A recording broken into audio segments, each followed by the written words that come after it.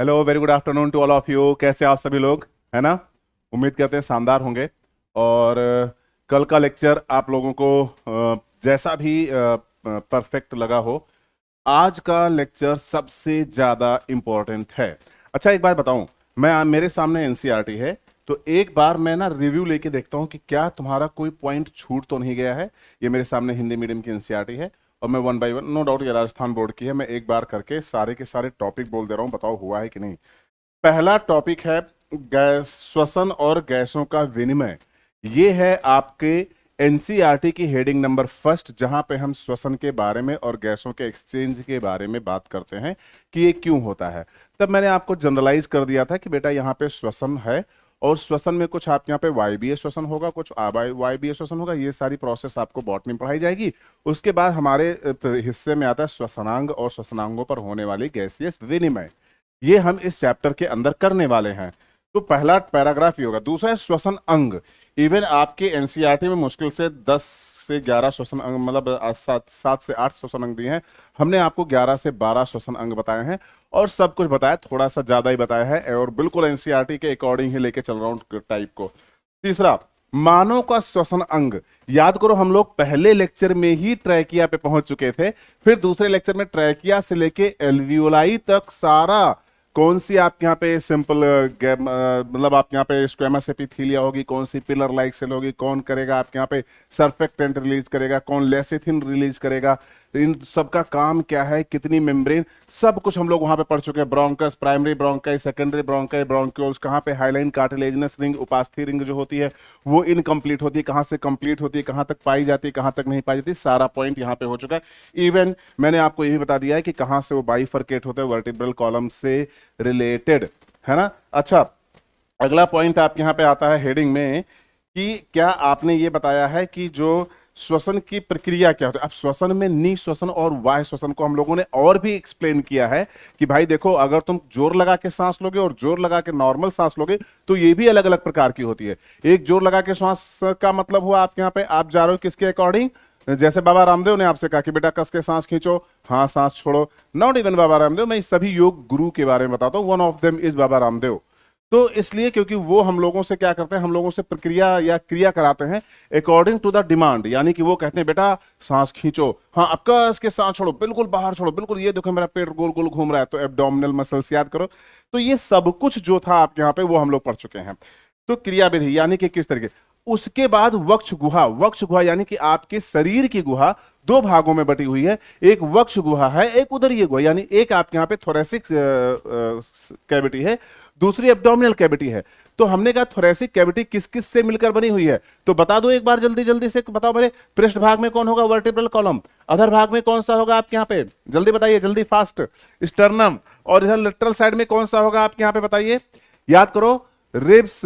और आपको बहुत ध्यान से देखना, ऊपर कौन होगा, ऊपर होगा बेटे ध्यान से सुनिए क्लेविकल, और नीचे कौन होगा, डायफ्राम। डायफ्राम की संरचना रिलैक्स स्टेज में कैसे होगी, डोम शेप, कॉन्ट्रैक्टेड स्टेज में कैसे होगी, फ्लैट। ये सारी बातें मैं कर चुका हूं और मेरा हर एक स्टूडेंट ये बात जानता है।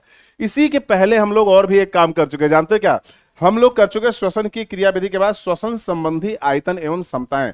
यानी हम लोगों ने सारी क्षमताएं की हैं, लेकिन श्वसन संबंधी आयतन और क्षमताएं थोड़ा सा आपके यहाँ पे क्या होता है, थोड़ा बोरिंग टाइप का टॉपिक होता है। मैं फिर बता रहा हूं, आप उसको अपने से पढ़ना।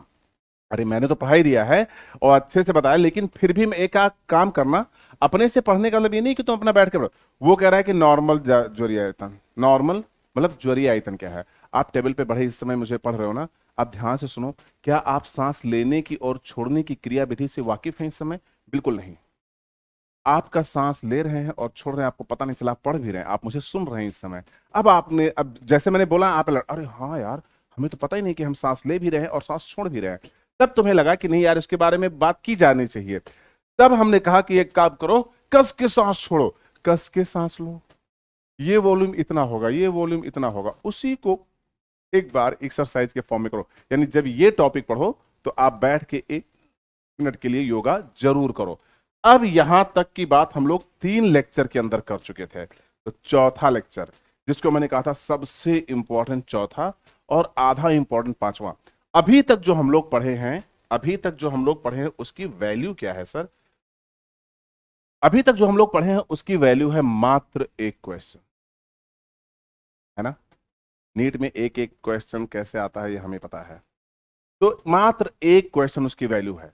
तो अब हम आगे क्या पढ़ने वाले हैं, एक क्वेश्चन और पढ़ने वाले हैं, यानी टोटल चैप्टर से 2 क्वेश्चन। हाँ, आज और कल का लेक्चर यानी कि 2 लेक्चर, फ्राइडे और सैटरडे का जो लेक्चर होगा ये डिसाइड करेगा कि ये चैप्टर किस तरह जा रहा है। अच्छा हाँ, कई ढेर सारे बच्चे मुझे बोल रहे हैं कि डाइजेशन वाला 150 क्वेश्चंस, बेटे मेरी तरफ से ओके है, मैंने फाइल सबमिट कर रखी है।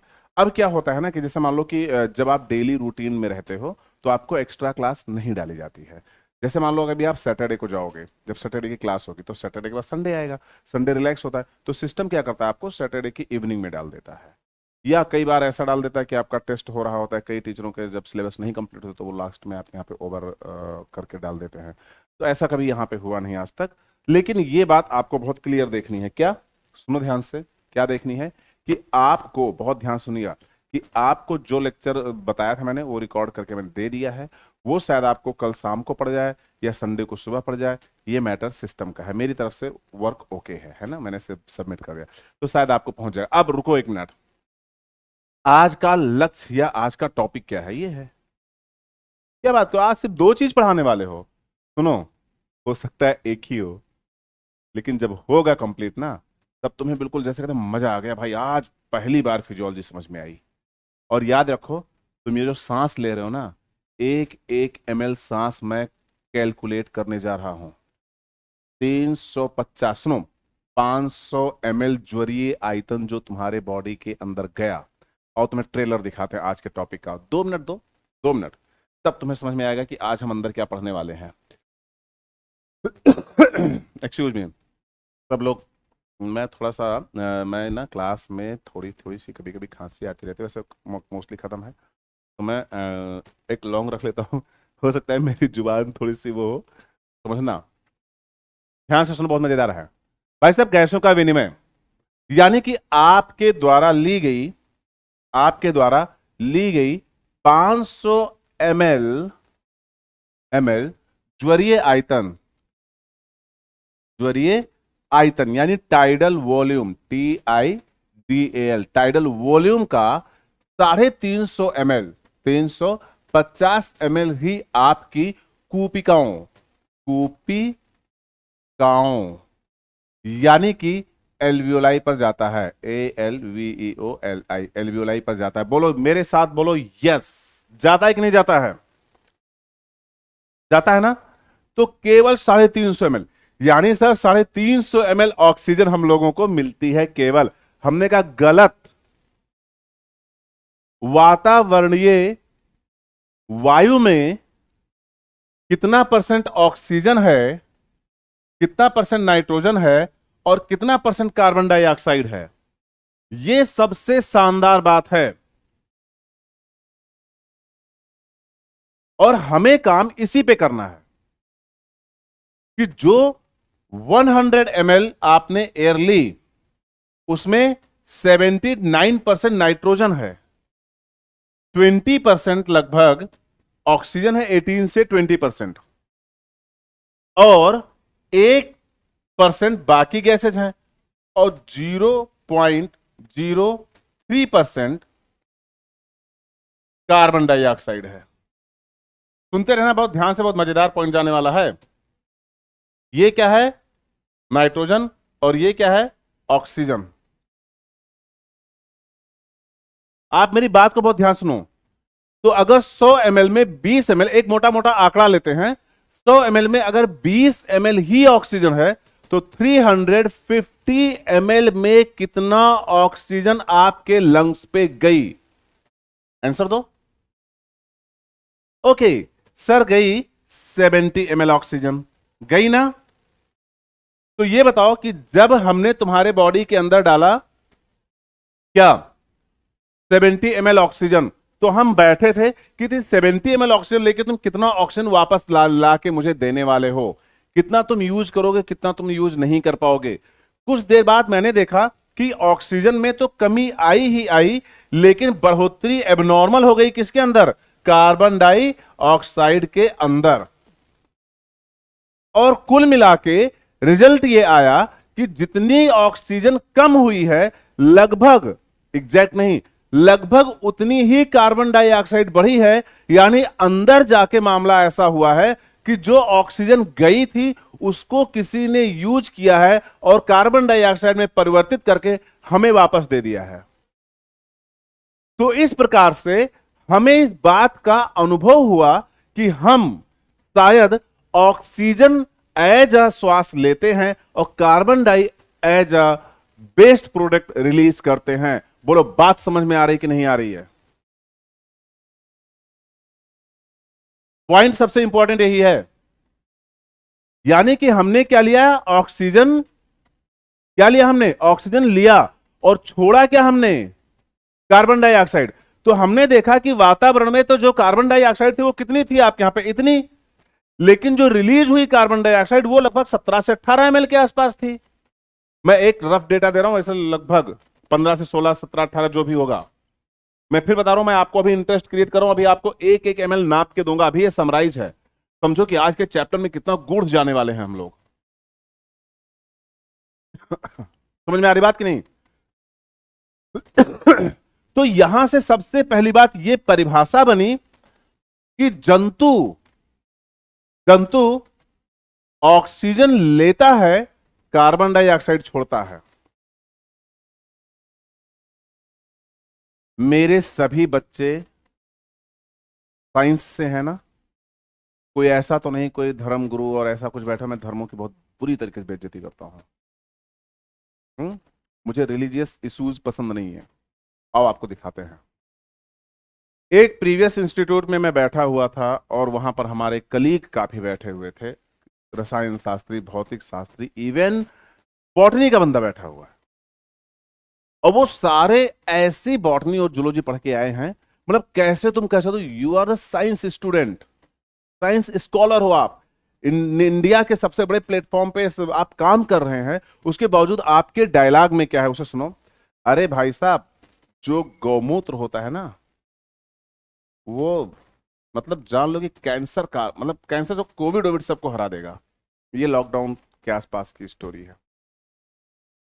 कई मंत्री बेचारे नहा डाले गौमूत्र में, कई पी डाले बेचारे, कई टॉयलेट में यूज करते हैं, पानी में यूज करते हैं, खाने पाने रुआबजा की तरह यूज करते हैं गौमूत्र को।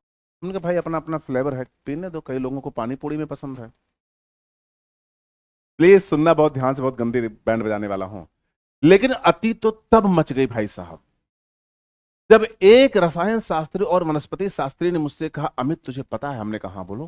कहा कि गाय एक ऐसा पशु है जो कार्बन डाइऑक्साइड लेता है और ऑक्सीजन छोड़ता है। तो हमने कहा प्रभु हम कंफ्यूज है, पथ प्रदर्शित करें, कैसे हुआ ये? क्या आपकी गाय, आपकी नहीं, हमारी मेरी भी गाय माता है, ठीक है, क्योंकि दूध देती है, मां से उच्च दर्जा है उसका। लेकिन मुझे सिर्फ एक क्वेश्चन का आंसर मिलना चाहिए कि क्या क्या वो फोटोसिंथेसिस करती है? क्या वो ऑटोट्रॉपिक है? और अगर ऑटोट्रॉपिक है तो जंतु में कैसे रखेगी क्लासिफिकेशन के इतने बड़े साइंटिस्ट, सारे के सारे विश्व के सारे साइंटिस्ट एक साइड? यानी कि कहीं ना कहीं कुछ तो गड़बड़ है। यानी उसको मैं फिर बता रहा हूं ना, आज तक मैंने किसी धर्म की आलोचना नहीं की है, लेकिन उसको एक्सप्लेन करने वालों का मैं बहुत मजबूत आलोचक हूं। क्यों? क्योंकि वो उसको गलत एक्सप्लेन कर रहे हैं। अगर वो हमें ये बोलते कि उसके गोबर में एंटी टिटनेस सीरम होता है, मैं मानता, और तब मैं बोलता कि हाँ पुराने टाइम में शायद इसीलिए जहां पे नंगे पांव जाना होता था, यानी पूजा वूजा होती था, गोबर का लेप होता था।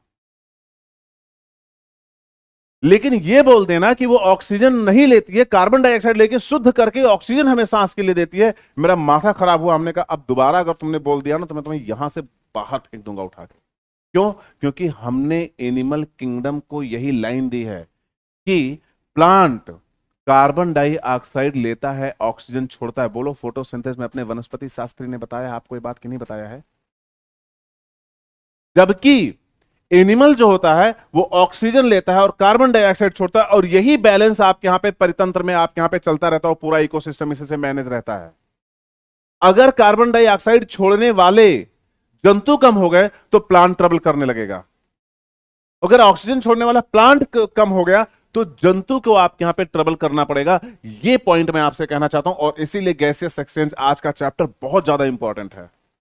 जब कभी कोई तुम्हारे सामने आके ऐसी बकवास बातें करे ना, तुम सही सही तरीके से उसको एक्सप्लेन करा, लेकिन एक्सप्लेनेशन में हमेशा याद रखना, हमेशा याद रखना, कभी भी एक्सप्लेनेशन में तुम्हारे नॉलेज का कॉन्फिडेंस दिखना चाहिए, घमंड नहीं।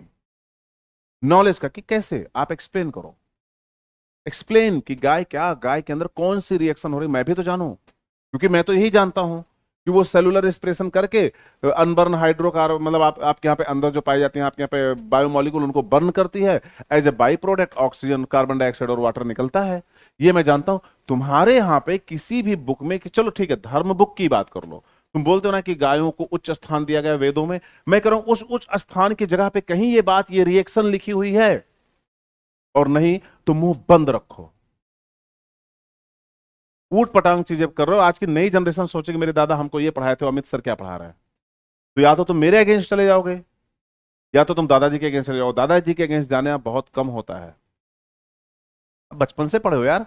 लेकिन जो मैं कह रहा हूं उस पर कभी किसी से किसी चौराहे पे डिबेट करके देखना, अगर बात गलत जाए तो बताना। यानी कहानी में ये पॉइंट है कि आपके यहां पे सभी जंतु, सभी मतलब ऑल, सभी जंतु ऑक्सीजन को एज अ रिस्पिरेशन पिगमेंट लेते, या ऑक्सीजन को एज अ श्वसन या श्वसनीय गैस लेते हैं, और कार्बन डाइऑक्साइड को छोड़ते हैं। यानी श्वसन में जंतु ऑक्सीजन लेता है, कार्बन डाइऑक्साइड छोड़ता है। इसमें गाय बिल्कुल भी इंटरमीडिएट नहीं है कि गाय जो है वो कनेक्टिंग लिंक है जंतु और पादप के बीच की। नहीं, जंतु और पादप के बीच की कनेक्टिंग लिंक युगलीना है, और हम पढ़ चुके हैं। ओ भाई मजा आ गया, है ना? तो गैसों का विनिमय में सर जी आज मजा आने वाला है। लेकिन कब आएगा जानते हो मजा? मजा तब आएगा ना जब आप बिल्कुल ऐसे शांत बैठ जाओगे। तब मैं आपके एनसीईआरटी को किस पे, मैट्रिक्स पे डालूंगा, जाल पे, और पूरा एक्सप्लेन कर दूंगा। 2 पेजेज हैं, और दोनों पेज एनसीईआरटी का भी आप देखना, बिल्कुल मुश्किल से 2 पेज, मुश्किल से 4-5 मैट्रिक्स में खत्म हो जाएगा मजेदार तरीके से। आइए मेरे साथ, और याद रखना एनसीईआरटी से थोड़ा सा इलॉबरेट करके और एनसीईआरटी को कंप्लीट एक्सप्लेन करके अपनी लैंग्वेज में, है ना, आपके सामने प्रस्तुत। और कल जब हम रिवीजन करेंगे, क्या करेंगे हम लोग कल? जब कल हम रिवीजन करेंगे तो हम इस पॉइंट को बहुत स्ट्रांगली रखेंगे। You get the point? Okay. तो गैसों का विनिमय अब हमारे सामने आ रहा था क्या? पहला पॉइंट।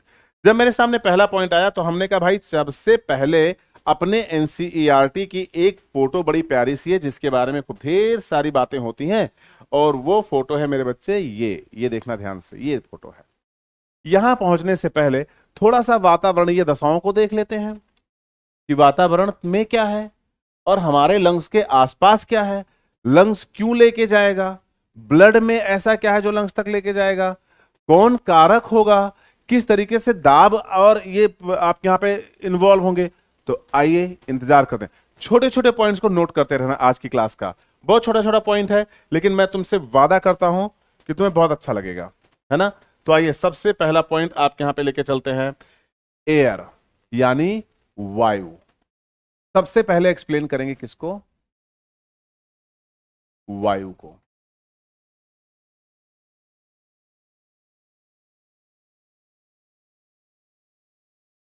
है ना? ये क्या है? वायु।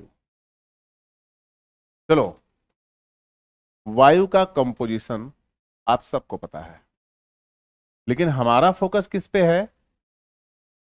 मेरा फोकस किस पे है? सिर्फ और सिर्फ ऑक्सीजन और कार्बन डाइऑक्साइड के ऊपर। हमें क्यों ऐसा है? क्योंकि जब हमने देखा कि हमने सांस लिया, हमने कहा बेटा सब लोग सांस लो मेरे साथ साथ, ये लो, हाँ रुक जाओ, जो हवा जा रही थी उसको यहाँ पे हम पुन्ने लगा के रोक लिया। हाँ, एक बार इस पे पता करो क्या क्या है। सर इसमें नाइट्रोजन है, सर इसमें कार्बन डाइऑक्साइड है, सर इसमें ऑक्सीजन भी है। हमने कहा कितना है? उतना ही जितना एटमॉस्फेयर में है। Very good, okay. अब एक काम करो, हाँ बेटा सांस छोड़ो सब लोग। हमने कहा इसको पकड़ लो, हाँ पकड़ लिया। इसको जांच को, सर इसमें नाइट्रोजन है, इसमें ऑक्सीजन है, इसमें कार्बन डाइऑक्साइड। लेकिन सर बच्चे, नाइट्रोजन जैसे गया था उसी मात्रा में वापस है। हमने कहा नाइट्रोजन जैसे गया था उसी मात्रा में वापस है। ये इंडिकेट करता है कि नाइट्रोजन का एक्सचेंज आपके लंग्स की सरफेस पे नहीं हुआ है, यानी कि नाइट्रोजन जिस मात्रा में गया उसी मात्रा में वापस, अभी लिखाऊंगा एक एक करके, एक एक पॉइंट सारे लिखाऊंगा, तुम चिंता ना करना। फिर आपने कहा कि नहीं सर, ऑक्सीजन जितना आपने छोड़ा था, हमने कहा बेटे ऑक्सीजन जितना आपने लिया था उससे कम हुई है। हमने कितना सर, हुई है कम, बट सर रुको रुको रुको, कार्बन डाइऑक्साइड ज्यादा हुई है सर, एक मिनट रुको, ऑक्सीजन कम हुई, कार्बन डाइऑक्साइड, सर ऑक्सीजन जितनी कम हुई है ना उतनी ही कार्बन डाइऑक्साइड ज्यादा हुई है लगभग। सर इसका मतलब यह हुआ कि अंदर जाके कुछ माजरा ऐसा हुआ है कि ऑक्सीजन कार्बन डाइऑक्साइड में बदली है। हमने कहा तो लिख लो कि हमने कार्बन डाइऑक्साइड ऑक्सीजन लिया और कार्बन डाइऑक्साइड छोड़ा, लिखो। और इसी को कहते हैं श्वसन। नाइट्रोजन का यूज नहीं हुआ, लेकिन तब तक हम ये नहीं जानते थे कि अंदर जा क्या हो रहा है। अभी हम बाहर बाहर खड़े थे तो हमने कहा आप अंतः श्वसन और निःश्वसन के वॉल्यूम को देखो और बताओ मुझे कि जो वायुमंडलीय वायु आपके शरीर के अंदर गई थी उसमें कितना परसेंट क्या था, और फिर अंदर चलेंगे और घूम के निकलेंगे आपके यहां पे। तो आइए स्टार्ट करते हैं, मेरे साथ साथ आइए सब लोग। सर जी बताओ मेरे साथ साथ, पहली गैस का नाम बताओ, सबसे ज्यादा परसेंटेज में होती है N2। कितनी होती है? 79 से 80%। ठीक है, बहुत ध्यान से सुनना। और कितनी होती है ऑक्सीजन? इधर देखना ध्यान से, लगभग 20 से 21%, है ना। और लगभग इधर देखना 0.03% होती है, ध्यान से देखना कौन होती है, कार्बन डाइऑक्साइड। मिल गई आपको? अब बहुत ध्यान से सुनना, ये पूरी की पूरी वायु लेकर, ये पूरी की पूरी वायु लेकर आप ट्रैकिया के अंदर प्रवेश कर रहे हैं।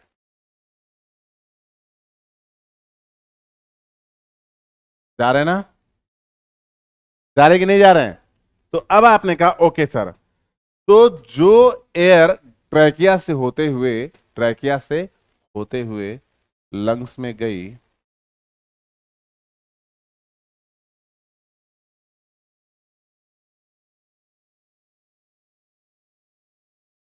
लंग्स में गई, यही तो है ना, लंग्स में गई, तो उस एयर को हमने ये देखा कि उस एयर में 150 ml 150 ml रह गई आपके, ml रह गई आपके श्वसन पथ पर या श्वसन पथ, श्वसन पथ पर 150 ml। और मेरे बच्चे इधर देखो ध्यान से, ये कितना ml था आपके यहां पे? 500 ml। 500 लिखा है भाई, जो बेटे जब कोई चीज नहीं समझ में आएगी ना तो याद रखना मेरी बात को, उसे हम खूब आराम से पढ़ेंगे, है ना। और जो आज तुम पढ़ रहे हो वो है आपके श्वसन का खूब शानदार वाला, क्या आपके यहाँ पे, फिजियोलॉजी। तो बिल्कुल आराम से पढ़ना, जैसे लगे कि मतलब आज बिल्कुल यार रिलैक्स, मम्मी चाय ले आओ यार, बैठते हैं आज श्वसन का फिजियोलॉजी पढ़ेंगे, बिल्कुल बिंदास होके, है ना, तब आएगा मजा। इधर देखो, तो भैया 150 ml हो जाता है श्वसन पथ पर, और 350 ml आपके यहां पे कहां पहुंचता है? लंग्स की कूपिकाओं पर। अब हमने पूछा कूपिकाओं, खुश तो बहुत होगे तुम, क्योंकि तुम्हें 350 ml ऑक्सीजन मिला है। तो उसने क्या बात कर दी, ऑक्सीजन ने उसे हवा बोलते हैं, हवा, और आपने की है हवाबाजी। सुनो ध्यान से, उस हवा में ऑक्सीजन केवल 20% है। इसलिए सर आपको बता दूं मैं कि आपने मुझे केवल और केवल 70 ml, हमने कहा अच्छा कितना, 70 ml ऑक्सीजन दिया है। 350 ml आप अपने पास रखो, उसमें तो नाइट्रोजन भरी हुई है, मेरे किसी काम की नहीं। उसमें कार्बन डाइऑक्साइड है, मेरे किसी काम की नहीं है। मुझे सिर्फ 70 ml मिला है, हाँ, और इसके लिए मैं आपका आभारी हूं। हमने कहा वेरी गुड। आगे देखते हैं। तो 350 ml कूपिकाओं को मिला। अब इस 350 ml में कितना था आपके यहां पे, क्या ऑक्सीजन। तो हमने कहा ये बताओ, अच्छा बताओ, तुम्हें कार्बन डाइऑक्साइड भी मिला है क्या। हाँ, भूल गई थी, चुपचाप छुपा हुआ बैठा था बेचारा कोने में, बहुत कम वॉल्यूम था सर उसका। हमने कहा फिर भी बता दो कितना था। उसने कहा कि सर ये थे 0.14 ml, मतलब इसी का लगभग 3-4 गुना, जो भी रहे हो आप देख लेना, 3.5 गुना। तो हमने कहा अच्छा ठीक है, तो कोई दिक्कत नहीं, इतना ml आपके यहाँ पे क्या थे, कार्बन डाइऑक्साइड। हमने कहा ठीक है। अब मुझे ये बताओ, इनको तुम क्या करोगी। मेरे बच्चों मेरी बात बहुत ध्यान से सुनना। कही कि इनको मैं अपने लंग्स की दीवारों पर ले जाऊंगी, वहां कूपिकाओं से होते हुए ये जाएंगे ब्लड के अंदर, और ब्लड से होते हुए ये जाएंगे उत्तकों में, और उत्तकों में पाए जाने वाले जैव अणुओं को सिंपल फॉर्म में तोड़ेंगे श्वसन के लिए। और जब ये तोड़ेंगे तो ऑक्सीजन हम कर लेंगे यूज, और जो बायोमोलिक्यूल टूटेगा उसका बाई प्रोडक्ट निकलेगा कार्बन डाइऑक्साइड और वाटर, वो हम छोड़ देंगे। तो वाटर तो हमारे शरीर के अंदर रह जाएगा, लेकिन कार्बन डाइऑक्साइड हम बाहर छोड़ देंगे। हमने कहा ओके। तो एक बात बताओ, जब तुम कूपिकाओं को क्रॉस करके जाओगे कहाँ पे, ब्लड वेसल्स के अंदर, तो मुझे एक बात बताते जाओ। हाँ पूछो। ये बताओ भाई कि जो ब्लड वेसल्स से लेकर कूपिकाएं हैं, तो तो ऑक्सीजन मॉलिक्यूल कितनी लेयर को क्रॉस करेगा, कितनी लेयर को क्रॉस करेगा। हमने कहा रुको भाई, सब कुछ इधर ही है, सब कुछ इधर ही है, बिल्कुल शांत होकर बैठना, खूब मजा आएगा क्लास के अंदर तुम्हें। आपने कहा सर ये टॉपिक प्लीज बता दो, एनसीईआरटी ने खूब कंफ्यूज किया है। हमने कहा एनसीईआरटी ने सीधा सीधा लिखा, रे कंफ्यूज करने का काम तो तेरे सर का है, यानी कि मेरा, है ना। ये भैया वायु कूपिका, है ना, और सर जी ये है इनके अंदर पाई जाने वाली, जब जब पढ़े ना तो बिल्कुल कहते हैं ये जमा के पढ़ते हैं, जमा के।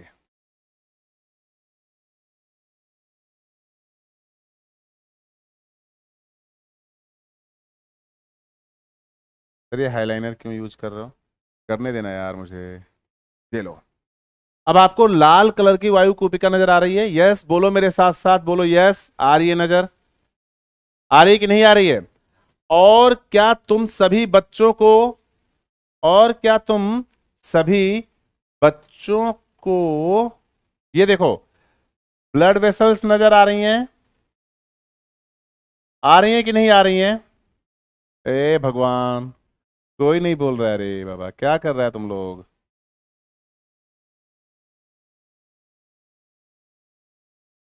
एयर इधर को जाती, ब्लड इधर को जा रहा है, ब्लड इधर से आ रहा है ना। मेरे बच्चों बहुत ध्यान से सुनना। ये देखिए ये देखिए ये देखिए ये देखिए, यहाँ पर कैपिलरीज हैं। ये देखिए ये देखिए, यहाँ पर आपके यहाँ पे आर्ट्रियोल और कैपिलरीज हैं। और ध्यान से सुनिएगा, यहीं पर आपकी जो कार्बन डाइऑक्साइड है वो कह रही है मैं तो बाहर आ रही हूं, और यहां पे जो ऑक्सीजन है वो कह रहा है मैं तो अंदर जा रहा हूं। हमने कहा भाई सुनो, अंदर बाहर जैसे जाना है जाओ। ये बताओ ऑक्सीजन, जब तुम कूपिकाओं से होकर, जब तुम कूपिकाओं से होकर लंग्स की एल्वियोलाई में गए थे, बेटा कितनी लेयर क्रॉस करके गए थे। उसने कहा सर एक मिनट, लेयर पूछ रहे हो कि मेम्ब्रेन। हमने कहा लेयर कितनी क्रॉस करके गए थे मेरे बच्चों, कितनी।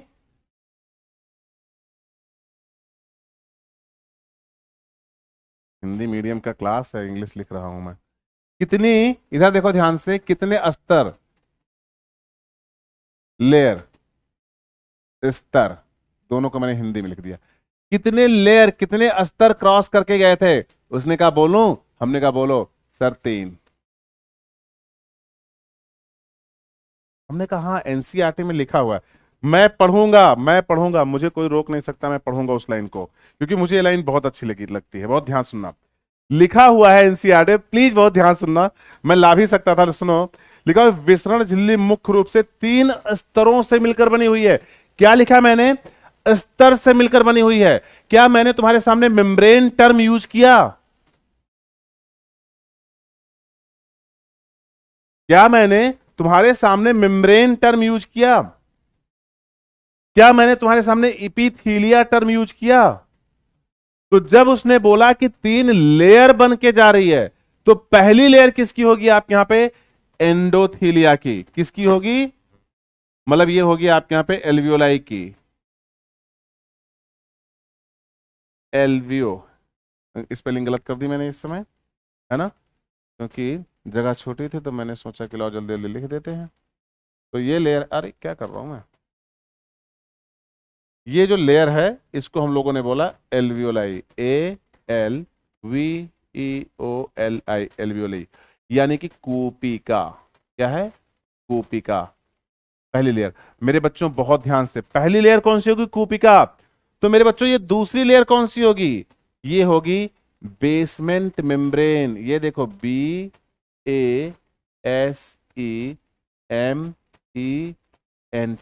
बेसमेंट मेम्ब्रेन, यहां लिख दे रहा हूं, मेम्ब्रेन, बेसमेंट मेम्ब्रेन। ध्यान से सुनिएगा। आपने कहा सर बेसमेंट मेम्ब्रेन क्यों लिख रहे हो, हिंदी मीडियम है? हमने कहा हाँ भाई रुक जाओ, इसको बोलते हैं आधारी। इधर सुनो बहुत ध्यान से, बहुत गड़बड़ मामला मत करना। इसको बोलते हैं बेसमेंट मेम्ब्रेन को आधारी तत्व। आधारी, आधारी तत्व। बोलो मेरे साथ, समझ में आया कि नहीं? क्या बोलेंगे? आधारी तत्व बोलेंगे। तो पहली जब गैस ऑक्सीजन क्रॉस करेगी तो किसको क्रॉस करेगी आप यहां पे? बोलो, एल्वियोलर मेम्ब्रेन को। यानी पहली लेयर कौन सी क्रॉस करेगी? Alveolar membrane. देन आधारी तत्व दोनों के, किसके? आपके यहां पे बेसमेंट मेम्ब्रेन के और एंडोथेलियम, सॉरी किसके, इसके एल्वियोलाई के और एंडोथेलियम के। और फिर किसको क्रॉस करेगी मेरे बच्चे? एंडोथेलियम को। किसको क्रॉस करेगी? एंडो एंडो लीयम को। बोलो यस या नो? अरे बोलो रे। तो एक बात मेरे साथ साथ बोलो, एक लेयर, 2 लेयर की 3 लेयर, कितनी लेयर क्रॉस करके जा रही है आपके यहां पे? बोलो मेरे साथ साथ, कितनी लेयर क्रॉस करके जा रही है? 3 लेयर को क्रॉस करके जा रही है। लेकिन लेकिन कितनी मेम्ब्रेन को क्रॉस करके जा रही है? कितनी इपिथीलिया को क्रॉस करके जा रही है? क्वेश्चन का आंसर हुआ चेंज। जब वो बोले कितनी लेयर को क्रॉस करके जा रही है, देयर इज 3 लेयर। यहां पे कितनी लेयर पाई जाएंगी आपके यहां पे? 3 लेयर। पहली लेयर कौन सी होगी? बोलो, कूपिकाओं की, इपिथीलिया। दूसरी, दोनों बेसमेंट मेम्ब्रेन किसकी? इपिथीलिया की और एंडोथीलिया की। और तीसरी कौन सी? एंडोथीलिया। तो 3 लेयर क्रॉस करके आपका, आपकी गैसें जो है ये बाउंड्री पे ट्रांसपोर्ट होती है। लेकिन लेकिन जब तुम्हारे सामने एक क्वेश्चन आए कि ठीक है सर, ओके 3 लेयर क्रॉस करके जाती है, एक्सेप्ट मेम्ब्रेन कितनी लगी है? हमने कहा 2। कौन सी? Endothelium, alveolar membrane. और एंडोथेलियम और एल्वियोलर या एपिथेलिया कितनी लेयर है? 2 layer. There is 2 layer of epithelia. अब बेसमेंट मेम्ब्रेन को लेयर कंसीडर नहीं किया जाएगा, क्योंकि एपिथेलिया पे बेसमेंट मेम्ब्रेन पाई जाएंगी, श्योर है। तो मेरे बच्चों, ये पॉइंट आपके यहां पे आएगा कि यहां पर इपिथेलियल मेम्ब्रेन या बेसमेंट मेम्ब्रेन का कंपोजिशन आपसे पूछा जाएगा कि कौन सी लेयर कितनी पाई जाएगी, मेम्ब्रेन कितनी पाई जाएगी, इपिथेलिया कितनी पाई जाएगी। तो जब तक लेयर ना पूछे आप 3 मत बोलना। लेकिन एनसीईआरटी सिर्फ लेयर के बारे में बता रहा है। हमने कहा भाई, जब वो तुमसे पूछे कितनी इपिथेलिया की लेयर क्रॉस करके जाएगी, तो याद रखना इस बात को कि एनसीईआरटी ने 3 लेयर लिखा है, ना कि इपिथेलिया। इपिथेलियल लेयर सिर्फ 2 होंगी। हाँ ना, बिल्कुल बम ब्लास्टिक पॉइंट। Okay sir. मजा आ गया, है ना। तो ये था आपके यहाँ पे कूपिकाओं का आदान प्रदान एक दूसरे के पास। लेकिन एक बात बताइए, आपने कहा था कि 350 ml में हम सिर्फ 70 ml आपके यहाँ पे क्या कार्बन डाइऑक्साइड और इतना % ऑक्सीजन लेके लंग्स के पास जा रहे हैं। हमने कहा सर अब एक बात बताओ कि जो इंस्पायर एयर है वो ये है ना, इंस्पायर एयर, है ना, अंतः श्वसन, अंतः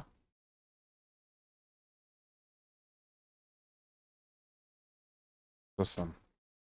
तो अंतः श्वसन में 70 ml ऑक्सीजन गई और 14 ml आपके यहाँ पे कार्बन डाइऑक्साइड आ रहे हैं, ठीक ना। चलिए आगे बढ़ें, बिल्कुल बढ़ते हैं, एक फोटो और बनाते हैं। इसमें तो मैं बहुत माहिर हूं, तुरंत।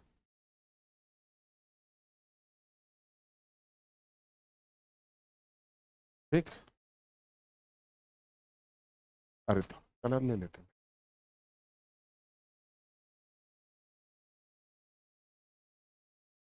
ठीक है?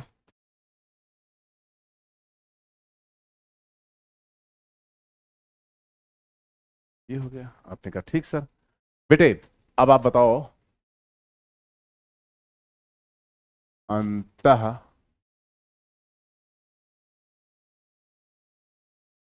श्वसन, अंतः श्वसन में इधर देखो कितने ml, 350 ml एयर थी, हवा। उस हवा में 70 ml ऑक्सीजन था और 0.14 ml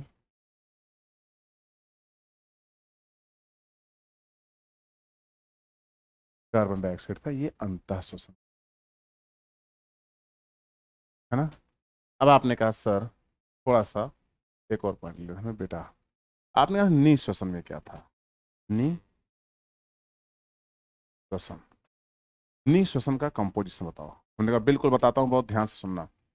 नी श्वसन का जो कंपोजिशन था उसको बहुत ध्यान से सुनोगे तब आपको पता चलेगा कि इसमें ऑक्सीजन और और और कार्बन डाइऑक्साइड का परसेंटेज कुछ इस प्रकार है। जो वायु हमने छोड़ी उसमें क्या देखो 48 ml ऑक्सीजन थी और लगभग, ध्यान से सुनना, 18 ml, 18 ml और लगभग 18 ml कार्बन डाइऑक्साइड।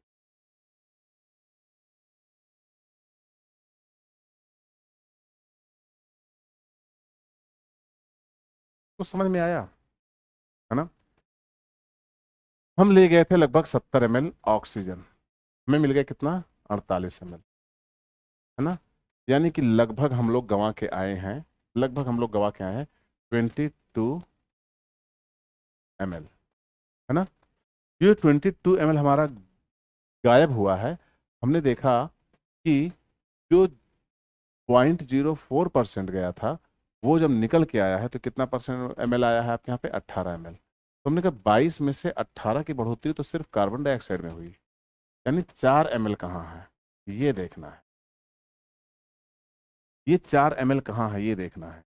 यानी कि चलो 4 ml कहाँ है वो तो समझ में नहीं आ रहा है, लेकिन जो एक्सपायर एयर आई तो उसमें हम लोगों ने कैलकुलेट किया कि ओके 70 ml ऑक्सीजन हमने आपको दिया था, 48 ml ऑक्सीजन आपने वापस कर दिया।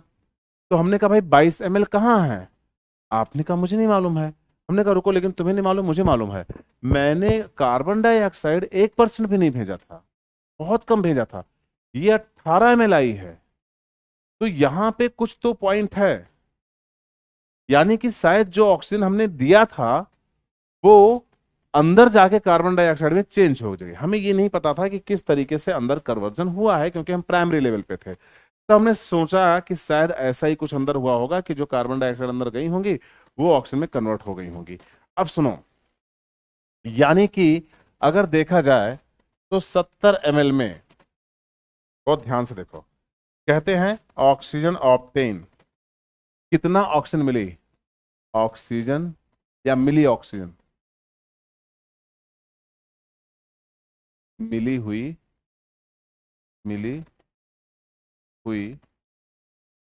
ऑक्सीजन, मिली हुई ऑक्सीजन या ऑक्सीजन ऑब्टेन। याद करो, मैंने कहा था आपसे कि आप कितना परसेंट ऑक्सीजन लेके गए हैं, लगभग लगभग 70 ml। या देखो, ये लगभग का साइन होता है, अगर बराबर 70 होता तो इस तरह लिखा जाता, ये लगभग का साइन होता है ना। तो आप सब ये सब चीजें जानो, कहीं पर भी ऐसे साइन बना होगा तो ऐसा नहीं कि आप समझ ही ना पाओ, है ना, है ना। तो ये हो गया लगभग, तो लगभग 70 ml क्या लेके गए थे हम लोग, ऑक्सीजन लेके गए थे, है ना। और मिला कितना ऑक्सीजन हमें, 48 ml, है ना। तो अच्छा, ये सब पर ब्रीथ है, ml ऑक्सीजन पर ब्रीथ, श्वासन। यहां तक कोई दिक्कत? अब बहुत ध्यान से, बहुत शानदार पॉइंट देखना, इसका मतलब ये हुआ कि जो हमारे यहां पे कमी आई वो आई लगभग 22 ml की ऑक्सीजन में कमी देखी गई। और यहीं से बात शुरू होगी बहुत जबरदस्त तरीके से, है ना। अब क्या हुआ कि जब 21 ml हुई तो हमने कहा चलो ठीक है, कार्बन डाइऑक्साइड देखते हैं भाई, ऑक्सीजन का तो हो गया, मिली हुई कार्बन डाइऑक्साइड, है ना, यहाँ पे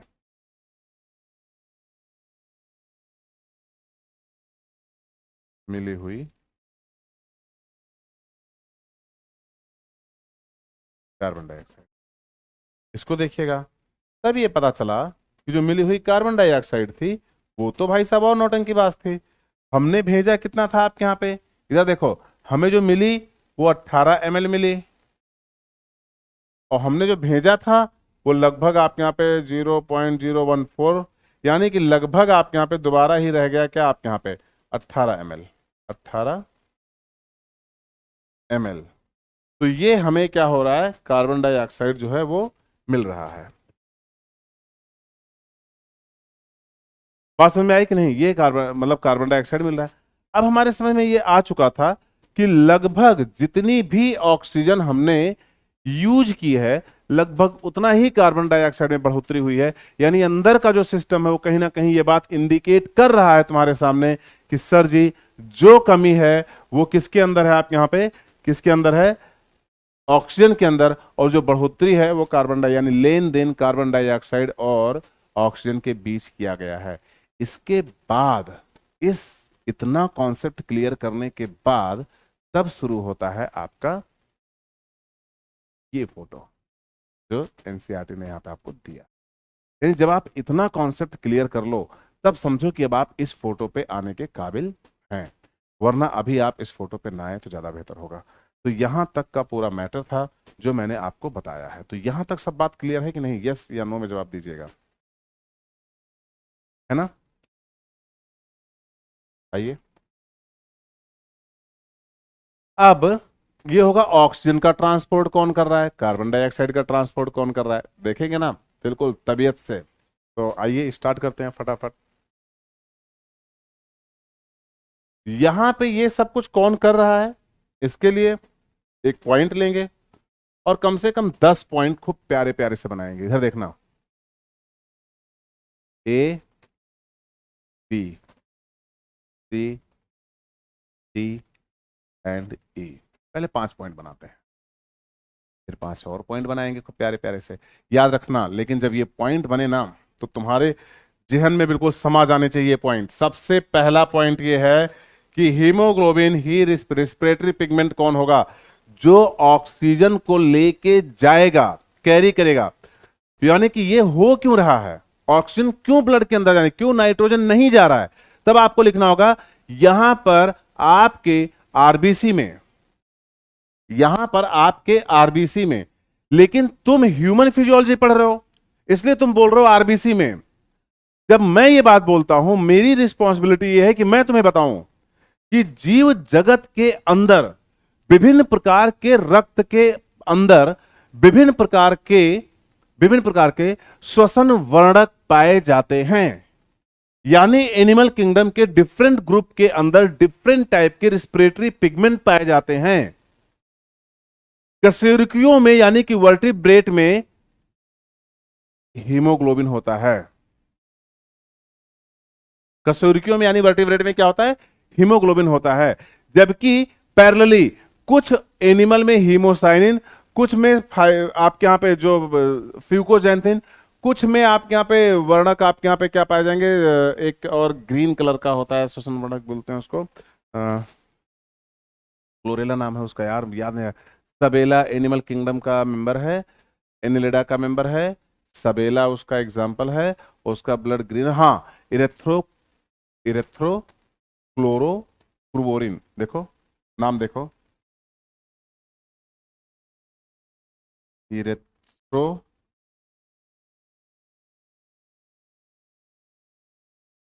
क्लोरो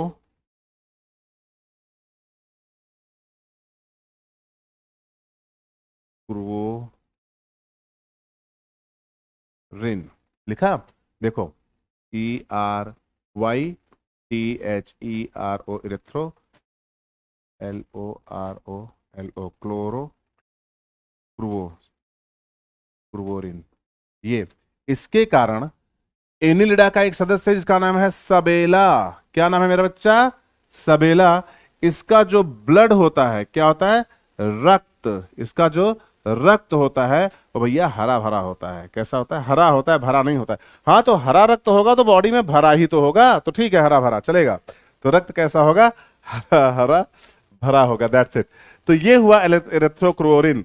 यानी कि और रेस्पिरेटरी पिगमेंट, यानी ई के साथ, पहला हम लोगों ने सेंटेंस ई से शुरू किया, ई नहीं, ABCD ई, एफ, एफ से एफ, फिर जी। सुनो, हमने कहा ना केवल आपके यहां पे हीमोग्लोबिन होगा, इरेथ्रोक्रोरिन के साथ साथ हीमोसाइनिन भी होगा। अरे बाप रे, क्या बात कर रहे हैं! हीमोसाइनिन, जिसका रक्त होगा हल्का सा आपके यहां पे नीला, या आपके यहां पे कैसे आसमानी, या आपके यहां पे सिल्वर जैसा, या लाइट, इनका उन सब के पास क्या होगा? आपके यहां पे haemocyanin as a respiratory pigment होगा। यानी कि भाई साहब मचाएंगे हीमोग्लोबिन के बारे में तगड़ा।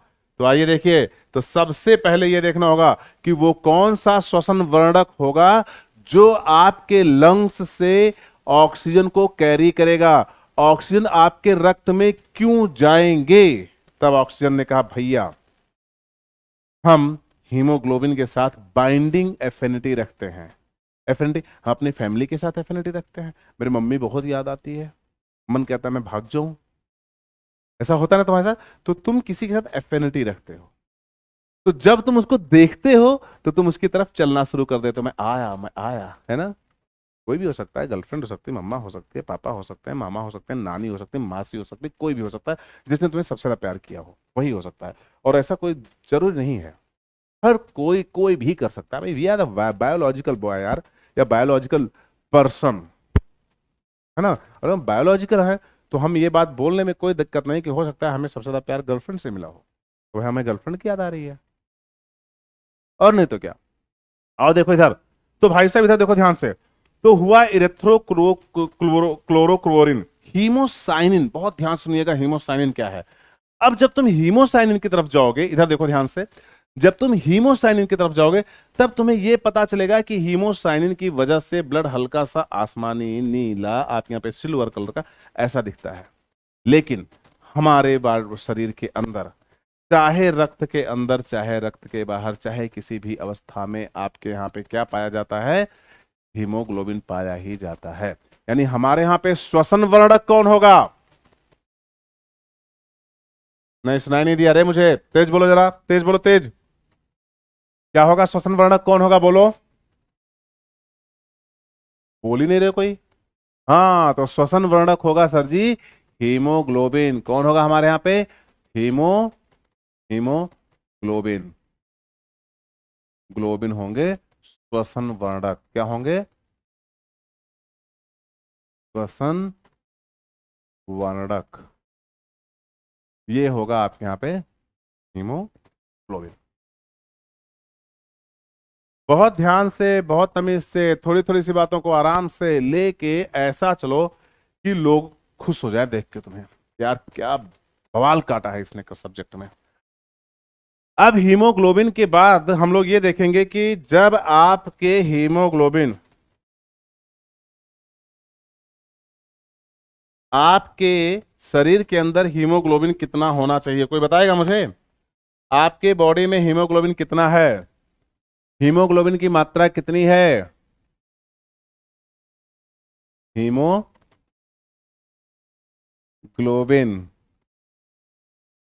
की मात्रा कितने? अच्छा, कई लोग ना आपको बड़ा कंफ्यूज करते हैं। एनसीईआरटी में दो डेटा दिया हुआ है, दोनों डेटा में ये होता है, ये होता है, इसके बीच का डेटा ये पढ़ लो बेटा। क्या बकवास कर रहे हो यार? एनसीईआरटी में दो नहीं दिया हुआ है, नेचर ने दो लिंग दे रखे हैं, एक पुल्लिंग एक स्त्रीलिंग, एक मेल और एक फीमेल, और दोनों में हीमोग्लोबिन का परसेंटेज आपके यहाँ पे क्या होता है, वेरी करता है। सुनना ध्यान से, सुनना ध्यान से। इधर देखो, जो मेल है, मेल वो है 15 से लेकर 16, है ना?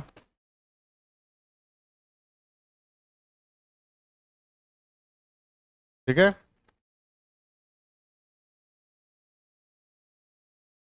और जो फीमेल है, इसकी जो रियल वैल्यू होगी वो होगी 12 से लेके 14,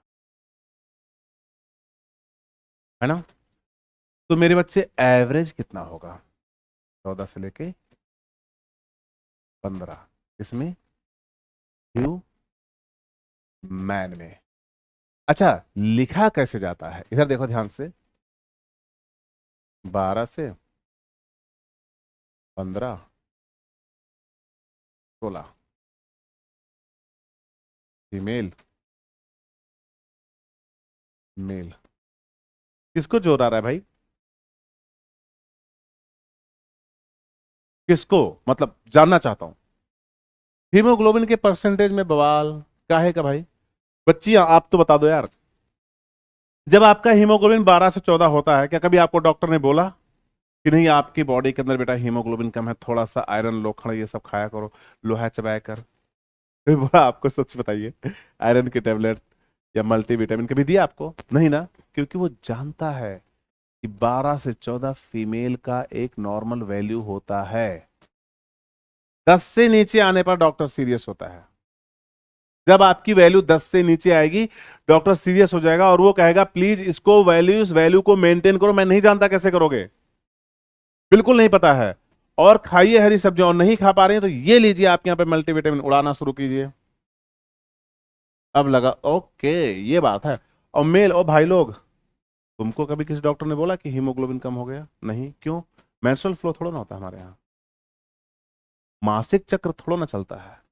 मासिक चक्र की वजह से जो बच्चियां हैं उनमें ब्लड ज्यादा रिलीज होता है ना? और ये अपने घर में भी है, अपनी सिस्टर है, अपने मम्मा है, बुआ जी हैं, दादी जी, दादी जी तो चलो ठीक है मीनोपॉज आ गया, लेकिन इन लोगों के अंदर तो अपने घर में भी ये केस पाए जाते हैं भाई। कई बार ऐसा होता है, सिस्टर है घर में, उसको कमर के नीचे बहुत ज्यादा पेन हो रहा है, तो आपको आइडिया होना चाहिए कि क्यों हो रहा है। तुम डॉक्टर हो, वो तुमसे उम्मीद करेगी कि हे मेरे भाई तुम तो बताओ, मैं किससे जाऊंगी पूछने, किससे जाएगी पूछने, बताओ किसी ने मिसगाइड किया उसको तो, अरे ये तो कुछ भी नहीं है, तो ऐसे सही हो जाएगा, तो वैसे सही हो जाएगा। तो तुम्हारी बहन है यार, तुम्हारी मम्मी है, एंड तुम डॉक्टर हो, तो कौन बताएगा उसको बाहर से आके? बताओ ना मुझे, कौन बताएगा? मोहल्ले और पड़ोस की चाचियां बताएंगे उसको आके? तुम बताओ, you are the brother, you are responsible for that. तुम उसके डॉक्टर भाई हो, डॉक्टर बेटे हो, डॉक्टर भतीजे हो, डॉक्टर भांजे हो, उसको बताओ जाके कि कोई नहीं कोई नहीं, ये सब होता रहता है, आप एक काम करो, आयरन की टेबलेट मेंटेन करो। दूध क्यों नहीं पीती तू? सूख के छुहाड़ा हो गई है। डांटो अपनी बहन को, मम्मी को बोलो कि मम्मी दूध मुझे जरूरत नहीं, तुम्हें जरूरत है। कैल्शियम की जरूरत तुम्हें है, तुम्हारी बॉडी को। मैं तो मेल हूं, मेरे में ज्यादा नहीं हूं। अच्छा, इसका मतलब ये नहीं तुम मेल हो तो तुम दूध पी नहीं रहा, भाई मैं तो मेल हूं दूध नहीं पीऊंगा, ऐसा नहीं होना चाहिए। यानी कि आपको ये बात जरूर देखनी है। तो आप बताओ इस बात को कि क्या रीजन है, क्यों ऐसा होता है। क्योंकि फीमेल में मेंस्ट्रुअल साइकिल की वजह से ब्लड लॉस होता है और वॉल्यूम भी कम होता है, इसलिए भी हीमोग्लोबिन कम होता है। लेकिन बॉडी की अकॉर्डिंग जितनी रिक्वायरमेंट होती है उतना उनके यहाँ पे पाया जाता है। तो जब कभी भी ऐसी सिचुएशन आए तो आप सपोर्ट करें अपने यहाँ पे लोगों को। और डेटा की वजह से, डेटा में कभी मेरे साथ छेड़खानी नहीं होती, डेटा को मैं बहुत सही से एनालाइज करता हूँ और परफेक्ट रखता हूँ। डेटा के साथ तो मेरे कोई खेल नहीं सकता, ना एनसीईआरटी, ना कोई टीचर, ना कोई नोट्स, और स्टूडेंट की तो हिम्मत ही नहीं हो सकती, क्योंकि मैं ऐसा एक्सप्लेन करूंगा आपको डेटा कि आप बिल्कुल फ्लैट। आइए अगला पॉइंट देखते हैं मेरे बच्चों। पॉइंट नंबर 3, हमने आपसे बोला कि आज जब आप यहाँ पे 100% ml आपके यहाँ पे ऑक्सी हीमोग्लोबिन पास होता है हार्ट से, तो 25% ऑफ जो पूरा का पूरा होता है। ये देखिए, जब 100 ml ऑक्सीजन, 100 ml ऑक्सीजन, है ना, हार्ट से, हार्ट से गुजरता है, गुजरता है, तब, बहुत ध्यान सुनना, तब, तब ये अपनी 25% ऑक्सीजन को रिलीज कर देता है, रिलीज कर देता है। ध्यान से सुनना, ऑक्सीजन को क्या कर लेगा, रिलीज कर देगा, है ना। यानी कि ये क्या करेगा, 5 ml ऑक्सीजन, इसको मतलब ठीक है, ml रिलीज कर देगा। किस लिए आपके यहाँ पे, किस लिए आपके यहाँ पे, हार्ट के, हार्ट के सप्लाई के लिए, हार्ट सप्लाई। ये बहुत प्यारा सप्लाई। अगर ऑक्सीजन हीमोग्लोबिन के साथ बंधते हैं तो इस बंधन को हम लोग बोलते हैं ऑक्सी हीमोग्लोबिन। जब जब जब ऑक्सीजन हीमोग्लोबिन के साथ, ग्लोबिन के साथ, के साथ बंधते हैं तो इस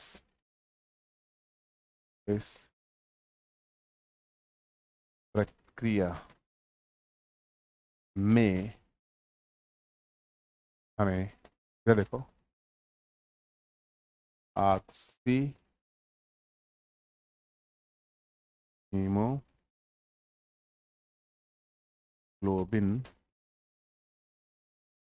प्राप्त होती है। एक और शानदार पॉइंट, है ना, मैंने कहा था ना, एक एक पॉइंट बहुत शानदार होंगे, आप देखते रहो,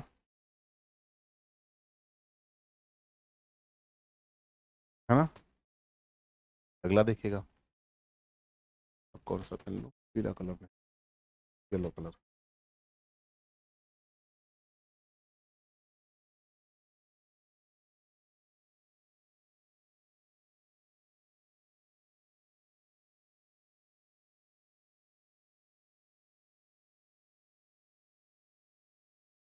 ऑक्सीकृत हीमोग्लोबिन, ये लिख लो, लिखना ही है, इसमें ज्यादा दिमाग नहीं लगाना है। को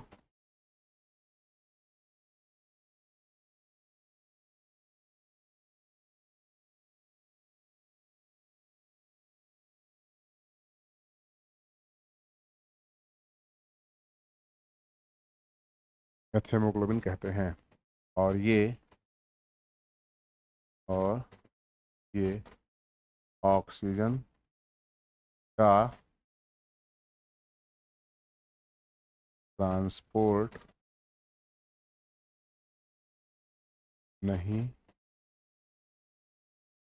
करते हैं। यहां तक किसी को कोई दिक्कत हो तो बताओ, वरना फिर आगे लेके चलते हैं आपको नेक्स्ट लेवल पे, है ना। ये कुछ जनरल पॉइंट्स थे जिनके बारे में मुझे, अच्छा, मांसपेशीय हीमोग्लोबिन को मायोग्लोबिन कहते हैं। इधर देख लो लास्ट, मांसपेशीय, या ये दोनों लिखते हैं, मांसपेशीय हीमोग्लोबिन को, हीमोग्लोबिन को, ग्लोबिन को ना मायोग्लोबिन या मेथहीमोग्लोबिन कहते हैं। मायोग्लोबिन, भाई लोग, मायोग्लोबिन या मेथहीमोग्लोबिन कहते हैं। मायोग्लोबिन कहते हैं, ही सही है, ज्यादा ना लिखो, मायोग्लोबिन कहते हैं, कहते।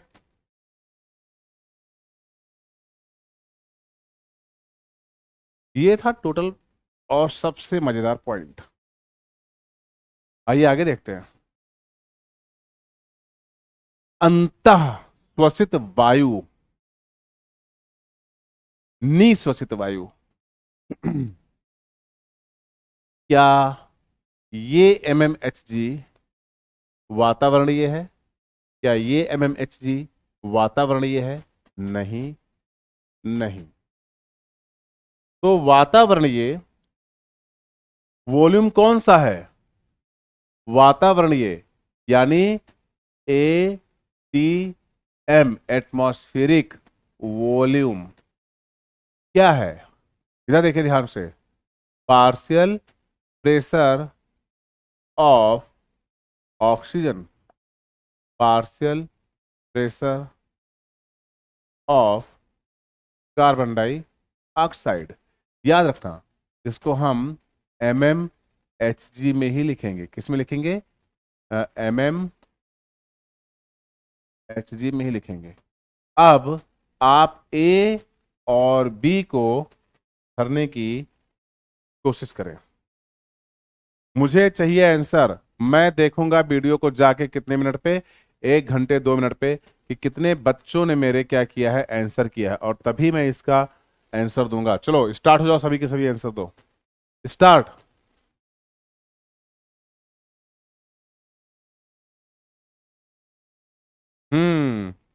बहुत अच्छे, चलो अच्छा लगा। एटलीस्ट एनसीईआरटी से देख के बोलो। कितना बेटा? ऑक्सीजन 159 mmHg और कार्बन डाइऑक्साइड 0.3 mmHg होता है। ये जब हम लोग कहां पे पहुंचते हैं? कूपिकाओं के पास। तो जैसे जैसे तुम जाओगे बॉडी के अंदर, वैसे वैसे कार्बन डाइऑक्साइड आपके यहाँ पे लंग्स के अंदर बढ़ते रहेंगे, जिससे जितना कार्बन डाइऑक्साइड बढ़ेगा, लगभग, क्या मतलब, लगभग उतना ही ऑक्सीजन आपके यहाँ पे क्या हो जाएगी? कम हो जाएगी। लगभग की बात है कि मतलब आस पास थोड़ा बहुत डेटा है ना। तो कहने का तात्पर्य सर जी सिर्फ और सिर्फ ये था कि क्या आपको ये विदित है कि कार्बन डाइऑक्साइड का जो पार्शियल प्रेशर है, कार्बन डाइऑक्साइड और ऑक्सीजन का जो पार्शियल प्रेशर है, वो कूपिकाओं में कितना होता है और वातावरण में कितना होता है, ये आपको देखना है। तो वातावरणीय वायु में इसका जो पार्शियल प्रेशर ऑक्सीजन है उसका है 159 mmHg। याद रखिएगा, mmHg partial pressure of oxygen है।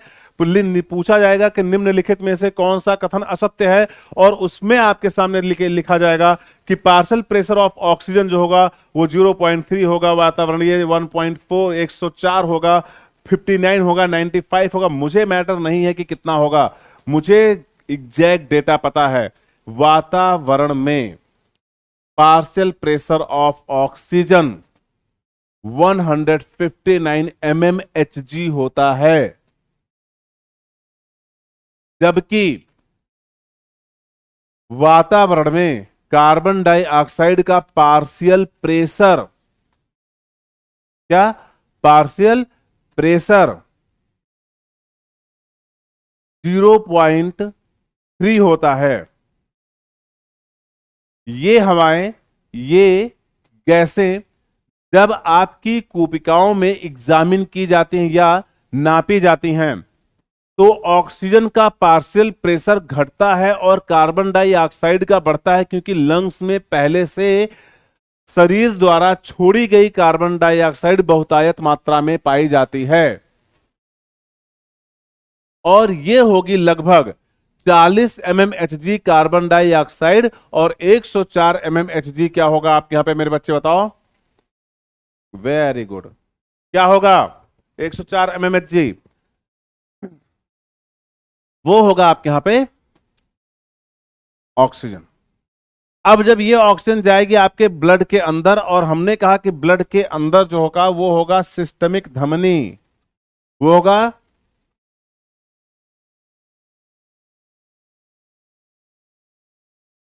फुफ्फुसीय सिरा, सिस्टमिक धमनी या फुफ्फुसीय सिरा, इन दोनों की बात करते हैं। यहां पर 104 से पहुंच गए 95। ये जो कमी है ये प्रेशर की वजह से है और एसिडिटी की वजह से। ब्लड का एसिडिक स्ट्रेंथ भी इसके लिए रिस्पॉन्सिबल है, वातावरणीय नहीं, शरीर का तापमान इसके लिए और शरीर का दाब इसके लिए इंपॉर्टेंट है। ये कमी जो है, जब कभी तुमसे कोई पूछे कि जब कूपिकाओं में 104 था तो जब ये गैस आपके फुफ्फुसीय सिरा और सिस्टमिक धमनी के अंदर गया, यानी पल्मोनरी आर्टरी और पल्मोनरी वेन और आपके सिस्टमिक आर्टरी के अंदर गया, तो क्या हो गया? ऐसा क्या प्रॉब्लम हुई आपके साथ? तो आपको यह लिखना है, उसका रीजन है कि हमारे बॉडी का पीएच, उसका रीजन है हमारे बॉडी का आंतरिक तापमान, उसका रीजन है हमारे बॉडी का प्रेशर, मुख्यतः क्या होगा? दाब, जिसकी वजह से जो 95 mmHg का प्रेशर वाला आपके यहां पे गैसेस थी वो आपके यहां पे कितना पहुंच गई? 104 mmHg प्रेशर वाली जो गैसेस थी वो कितने पे पहुंच गई?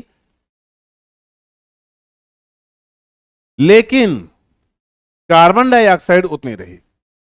जब ये कार्बन डाइऑक्साइड सिस्टमिक धमनी से होते हुए उत्तकों, शरीर के उत्तक और कोशिकाओं तक पहुंचे, तो ब्लड में था ऑक्सीजन 95 और उत्तकों में था ऑक्सीजन 40। तो कंसंट्रेशन ज्यादा कहां पे मेरे बच्चे? ब्लड के अंदर। कम कहां पे? उत्तकों में। तो कहां से ऑक्सीजन कहां की तरफ जा रही है? ब्लड से जा रही है किसके अंदर? कोशिकाओं में या उत्तकों में। और इस तरीके से वो तब तक जाती रहेगी जब तक कि दोनों तरफ का आपके यहां पे क्या बराबर ना हो जाए? वेरी गुड, जब तक कि दोनों तरफ की सांद्रता बराबर ना हो जाए। और इसे बोलेंगे सिंपल डिफ्यूजन। क्या बोलेंगे मेरे बच्चे? जल्दी बोलो। Simple diffusion. क्या बोला आपने? Simple diffusion. लिखो, सिंपल डिफ्यूजन। अब बहुत क्लियर बात करिएगा, बहुत क्लियर। जब हमने इसको बोला कि ये सिंपल डिफ्यूजन है तो आपने कहा ठीक है। हमने कहा भाई सिंपल डिफ्यूजन के बाद हमने क्या क्या खर्चे देखा, और देखने के बाद ये पता चला कि भाई गैसेस तो एक्सचेंज हो चुकी हैं, अब आगे की बात क्या होगी। तब जब हम लोग थोड़ा सा आगे बढ़े तो ये पता चला कि यहां पे कार्बन डाइऑक्साइड 45 हो रखा है, और जो कार्बन डाइऑक्साइड हम लेके आ रहे थे वो कितनी थी आपके यहाँ पे? 40 ओनली। तो जब ये 40 थी, ये 45 थी, तो कब तक डिफ्यूजन होगा? जब तक कि ये 45 ना हो जाए, यानी कि जब तक दोनों तरफ की सांद्रताएं बराबर ना हो जाए तब तक। तो अब आपके यहां पे कार्बन डाइऑक्साइड क्या हुआ आपके यहां पे? 45, और ऑक्सीजन क्या हुआ मेरे बच्चे? यहां पे 40 mmHg। और यही हुआ आपके यहां पे सिस्टमिक सिरा के अंदर कि ऑक्सीजन पहुंच गई आपके यहां पे 40 mmHg पे, कार्बन डाइऑक्साइड पहुंच गया आपके यहां पे 45 mmHg पे। ये था इम्प्योर ब्लड, ये था डीऑक्सीजनेटेड ब्लड। इसको हम लोग नीले कलर से मतलब आपके यहां पे इंडिकेट करते हैं। इसको हम लोग बोलते हैं इम्प्योर, अशुद्ध ब्लड। तो जितना भी तुम कहना चाहते हो, जो भी तुम कहना चाहते हो, ये कहो। अब इसको शरीर क्या करेगा? शरीर से बाहर निकालेगा। हमने कहा अशुद्धि किसकी वजह से है? 40 mmHg ऑक्सीजन की कमी की वजह से है। मेरी बात को बहुत ध्यान से सुनिएगा। 40 mmHg ऑक्सीजन की कमी की वजह से है कि 45 mmHg ऑक्सीजन कार्बन डाइऑक्साइड की अधिकता की वजह से है। कौन है वो वजह जिसके कारण आपके यहां पे इसको हम लोग अशुद्ध ब्लड बोलते हैं? तो बोलो, आपने इसे इम्प्योर ब्लड क्यों कहा? क्योंकि इसके अंदर कार्बन डाइऑक्साइड अधिक मात्रा में पाया जा रहा है। आपने कहा सर जो लेके गए थे उसमें भी 40 था, केवल 5 यानी 45 mmHg आपके यहां पे गया क्या कि आपने इसको अशुद्ध बोल दिया। हमने कहा हाँ बेटा ये हो गया अशुद्ध। तो अशुद्ध क्यों हुआ? क्योंकि जितना ज्यादा कार्बन डाइऑक्साइड आपके शरीर के अंदर बढ़ता जाएगा, अभी इस बात को कल के लेक्चर में एक्सप्लेन करूंगा, तो आप बस को इतना समराइज करो, उतना ज्यादा आपके यहां पे हाइड्रोजन आयन रिलीज होंगे। कैसे रिलीज होंगे, क्रिया प्रक्रिया सब कुछ कल बताऊंगा, है ना। उतना ज्यादा कार्बन डाइऑक्साइड आपके यहां पे होंगे, उतना ज्यादा हाइड्रोजन आयन रिलीज होंगे। जितना ज्यादा हाइड्रोजन आयन रिलीज होगा उतना ज्यादा एसिडिक स्ट्रेंथ बढ़ेगी। जितना ज्यादा ब्लड एसिडिक होता जाएगा उतना ज्यादा ब्लड की हीमोग्लोबिन के साथ बाइंडिंग एफिनिटी घटेगी। जितना ज्यादा बाइंडिंग एफिनिटी घटेगी उतना ज्यादा आपके शरीर को ऑक्सीजन की कमी नजर आएगी और उतना ही ज्यादा आप सफोकेट फील करोगे। ये बात बताना चाहता हूं, मुझे बता के कि नहीं आ गई? Thank you. यानी सर जी सिस्टमिक सिरा में आपके यहाँ पे इम्प्योर ब्लड है। चलो इसको प्योर करने की जिम्मेदारी ली किसने? राइट, हार्ट में। हार्ट में ये लेके जाएगा ब्लड को यहां पे।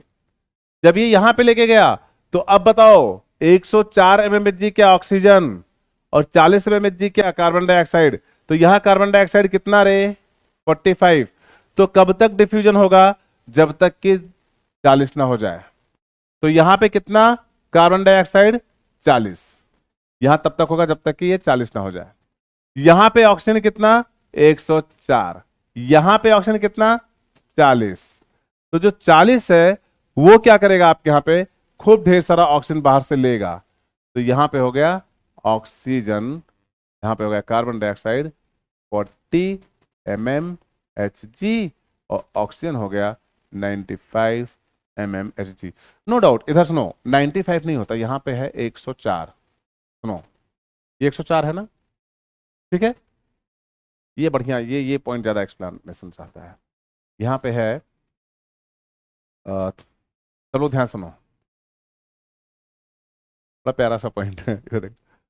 40 mmHg क्या है? Carbon dioxide. और 104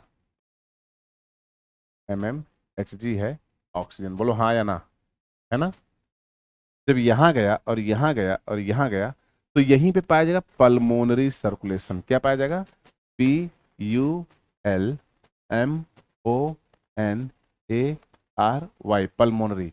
यानी हार्ट अपने पास भी तो कुछ ब्लड रख लेगा, रखेगा कि नहीं रखेगा? तो जब वो अपने पास कुछ ब्लड रख लेगा तो उसके साथ ऑक्सीजन भी तो रह जाएगी।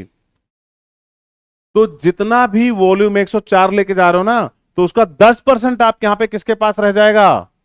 10% ब्लड किसके पास रह जाएगा? बोलो मेरे को, 10% ब्लड रह जाएगा किसके पास? 10% ब्लड रह जाएगा, 10% ब्लड रह जाएगा हार्ट के पास। क्योंकि HBKGIT अदर बॉडी पार्ट, इसको बोलते हैं। हार्ट को कितना परसेंट ब्लड जाता है टोटल? 10%। ब्रेन को कितना जाता है? ब्रेन को कितना जाता है? 15%। किडनी को कितना जाता है? 20%। गैस्ट्रोइंटेस्टाइनल ट्रैक्ट को 25%। अदर बॉडी पार्ट को 30%। टोटल 100%। देखो जोड़ दो जोड़ दो जोड़ दो। Heart, brain, kidney, gastrointestinal tract यानी एलिमेंट्री कैनाल और अदर बॉडी पार्ट। तो हार्ट को कितना गया?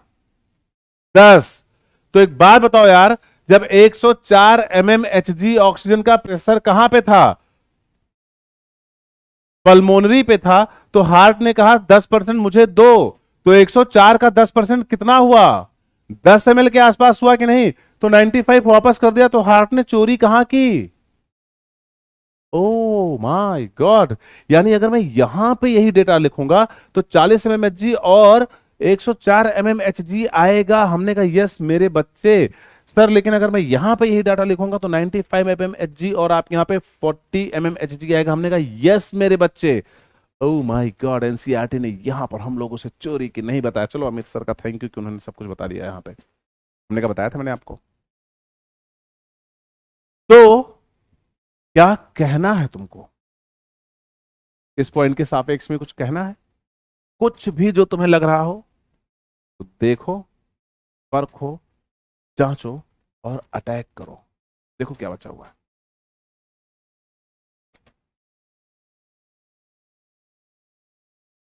कुछ बच रहा है क्या? नहीं बचेगा, गारंटी है मेरी। मतलब फुल टास्क आप देख लो, कहीं पर कोई दिक्कत हो तो जरूर बताओ।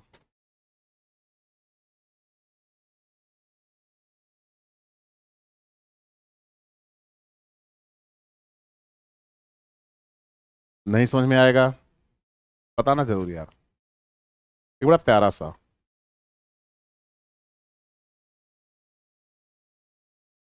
ऑक्सीजन का ट्रांसपोर्ट।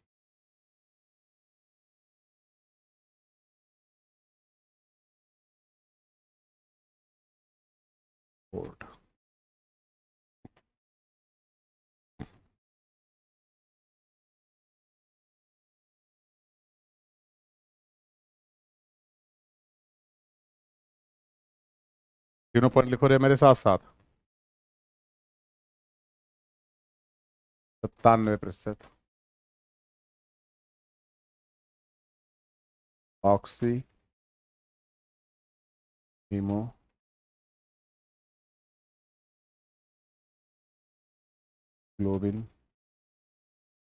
के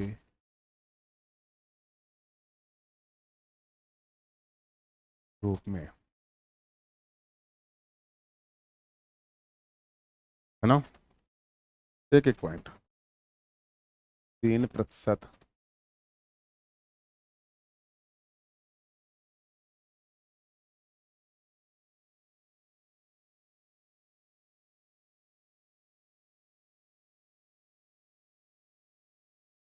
ये आधा जो होने से क्या है भाई? प्लाज्मा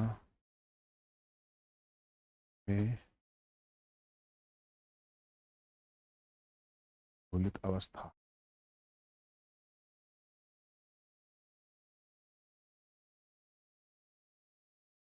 है ना?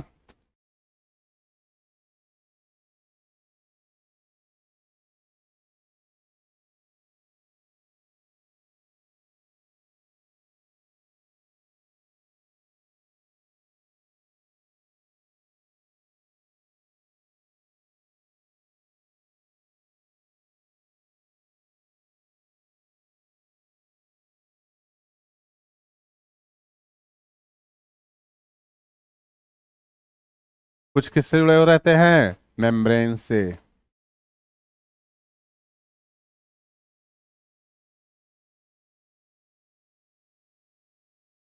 है ना? ये हुआ। एक बड़ी प्यारी सी बात बता रहे हैं। अगर नहीं समझ में आए तो समझ जाना कि हो गई बड़ी बात। लो आज एक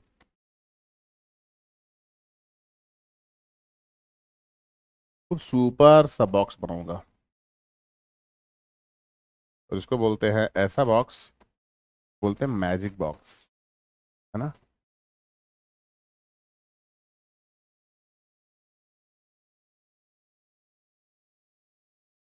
मैजिक। सुनो ध्यान से, मजा आएगा।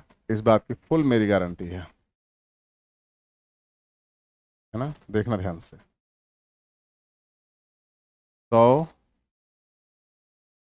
ml रक्त में 15 ग्राम हीमोग्लोबिन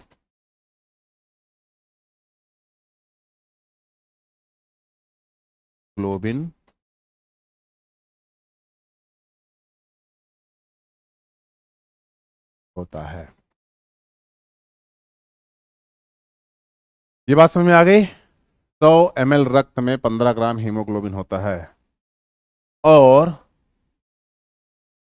100 ml रक्त में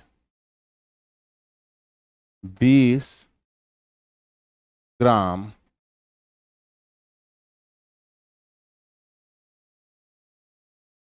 ऑक्सीजन होता है।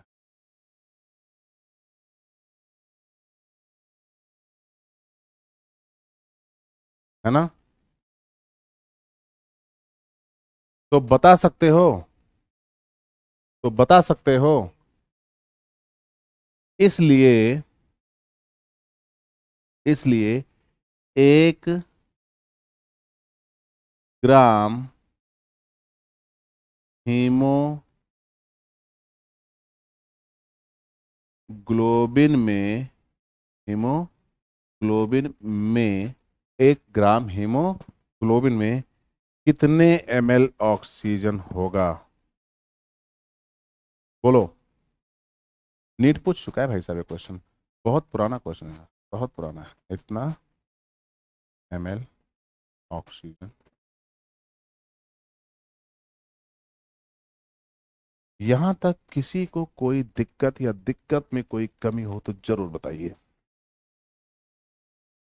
किसी को भी, किसी को भी।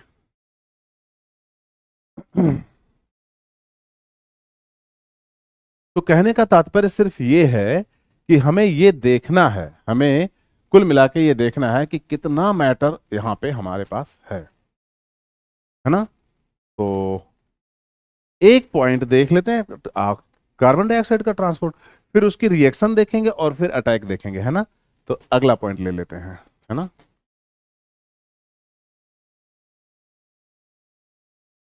आइए अगला पॉइंट लेते हैं।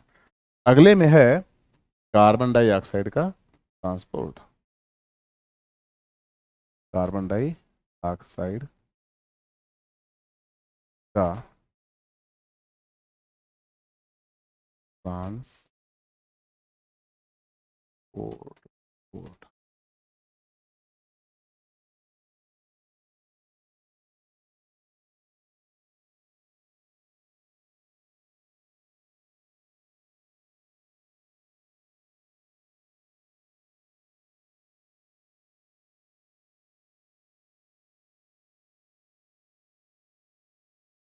क्लियर?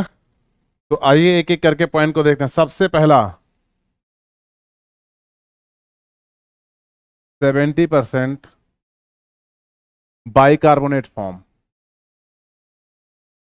बाई कार्बोनेट बाइकार्बोनेट के रूप में, है ना? बाइकार्बोनेट के रूप में। अगला देखिएगा, 7%, 7% प्लाज्मा में घुलित,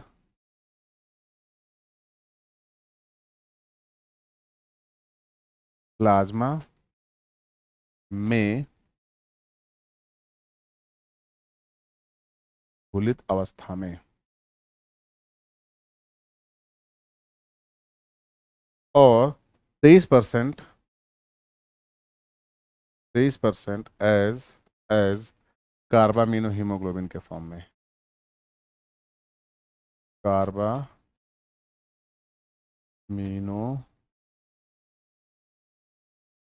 हीमोग्लोबिन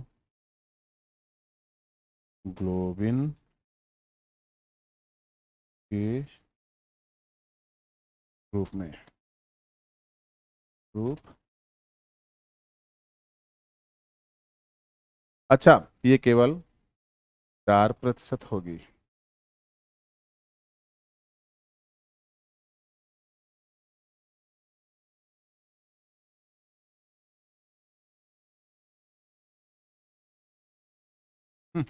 बस इसके आगे की बात अगर मैंने आपसे स्टार्ट कर दी तो सर जी फंस जाओगे तुम, यानी कि कम से कम 1 घंटे के लिए, क्योंकि फिर आएगा ऑक्सी हीमोग्लोबिन कर्व, फिर आएगा आपके यहाँ पे क्या, इनका रेगुलेशन। आधे घंटे का ऑक्सी हीमोग्लोबिन कर्व, आधे घंटे लगते हैं, क्योंकि बोहर्स इफेक्ट, हेल्डन इफेक्ट सब इसमें आता है ना। और उसके बाद हीमो का कार्ब ऑक्सी हीमोग्लोबिन कर्व हो जाता है। उसके बाद हम लोग पढ़ाते हैं रेगुलेशन और फिर डिजीज। तो कल इस चैप्टर का द एंड होगा, है ना।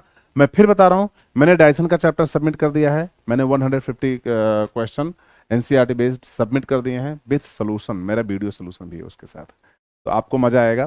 आप टेस्ट की तैयारी अब की बार खूब जबरदस्त करो। कुछ क्वेश्चंस जो भी रहे हैं उनको देखा जाएगा और जबरदस्त एनालाइज किया जाएगा और अटैक किया जाएगा।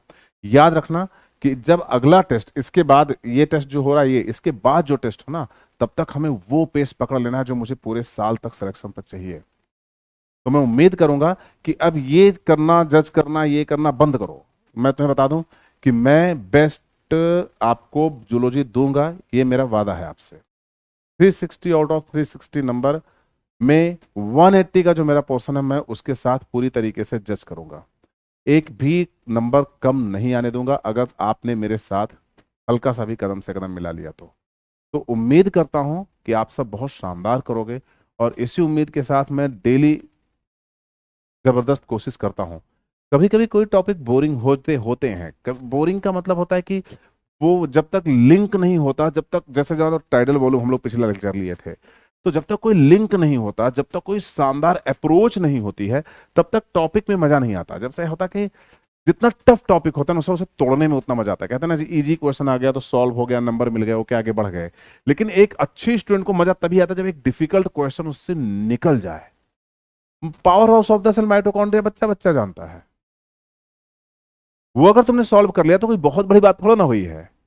लेकिन अगर आपने कोई एक बहुत सुपर क्वेश्चन सॉल्व कर दिया जो जल्दी नहीं टूटा था, अंदर से जो एड्रेनलिन रस मिलेगा ना तुम्हें, अरे भाई कसम से तो मजा आ जाएगा, तुम खुश हो जाओगे।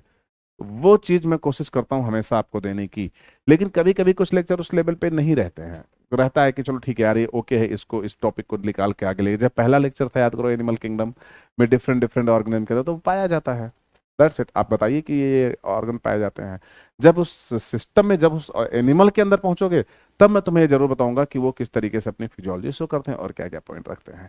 तो यहां तक के लिए क्लास के अंदर बने रहने के लिए बहुत बहुत धन्यवाद आप सभी को। उम्मीद करता हूं कि आप सभी लोग खूब जबरदस्त पढ़ रहे होंगे।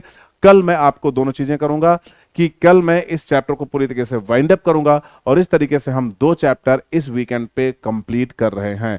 और अब हमारे पास रिवीजन का रीजन है, यानी कि कम से कम एक रिवीजन में एक चैप्टर जाना चाहिए। जैसे भी मान लो कि 21 को किसका टेस्ट है, यकीन इंग्लिश मीडियम वालों का, तो मैं उनके लिए भी एक, आपके यहाँ पे एक आपके लिए भी रिवीजन पूरा शेड्यूल बना रहा हूँ कि एक एक संडे को क्या किया जाए, बढ़िया 2 घंटे का एक लेक्चर उठा के डाल दें। लेकिन प्लीज अभी सुनना ध्यान से, इसके लिए मुझे परमिशन लेनी पड़ती है सिस्टम से। तो मैं एक बार सिस्टम से देखूं कि सिस्टम बोलता है, अलाउ करता है, क्या करता है। तो अगर वो बोलेगा यस अमित यू मे गो, क्योंकि अभी कुछ दिन पहले एक बात हुई थी पाठशाला में, कुछ बच्चे तुम्हारे बैच में भी थे जो मुझसे नोट्स की डिमांड कर रहे थे, और मेरे पास नोट्स हैं। मैं फिर बता दूं, नोट्स तुम बनाओगे तो बेहतर बनेंगे। अगर मैं तुम्हें नोट्स दे दूंगा तो मैं बताऊं, मुझसे बेहतर नोट्स भी मार्केट में अवेलेबल हैं, आप वहां से कॉपी कर सकते हो। लेकिन सर जी वो रखे रहते हैं। मैं ये नोट्स जो तुम बना रहे हो, ये तुम बना रहे हो ना, लास्ट में बोल दूंगा ये नोट्स किसी काम के नहीं बेटा, एक काम करो शॉर्ट नोट बनाओ। अब एनसीईआरटी में शॉर्ट नोट, यानी कि हमें, हमारी जो बनने बनाने की प्रक्रिया है ना, वो तब तक चलेगी जब तक हम डॉक्टर नहीं बन जाएंगे। ये बात याद रखना। तो पाठशाला बैच था, तो उसके लिए आया था कि चलो यार नोट्स, सर नोट्स दे दीजिए, नोट्स दे दीजिए, कई बच्चे बोल रहे थे नोट्स देने के लिए। तो मैंने, सिस्टम ने बोला भाई कि अगर आप नोट्स दे दोगे तो बच्चे क्या कैसे करेंगे। और मतलब अलग सर भी अक्सर बोलते रहते हैं ये बात कि भाई आपको नोट्स खुद बनाना चाहिए, और ये सही है। अगर आप खुद नोट्स बनाओगे, जैसे मान लो मैं तुम्हें पढ़ाता हूँ, तो ये नोट्स मैंने खुद बनाए हैं, नो डाउट मैंने इधर उधर से कॉपी मारे हैं। तो जब मैं तुम्हें दे रहा हूँ पॉइंट, तो तुम नोट्स बनाओ, थोड़ा थोड़ा स्पेस रखो उसमें, थोड़ी सी एनसीईआरटी के पॉइंट जब तुम पढ़ो तब मिलेगा, कुछ क्वेश्चन तुम्हें मिलेगा वहां पे उठा के पटक दो। कुछ लगेगा अमित सर ने तो बताया ही नहीं, मुझसे पूछो, अगर मैं बता दूं आंसर तो उसको भी वहां पे लिख लो। तो ये सारी चीजें आपके यहाँ पे जाएंगी, है ना। तो मिलते हैं ब्रेक के बाद, तब तक के लिए अपना ख्याल रखना, बने रहें, फोड़ते रहें, पढ़ते रहें और मचाते रहें शानदार तरीके से जूलॉजी। और मिलेंगे इसी पर फिजिक्स वाला के ग्रुप पर कल सेम टाइम सेम चैनल पर। तब तक के लिए अपना ख्याल रखें, bye bye, take care. Bye.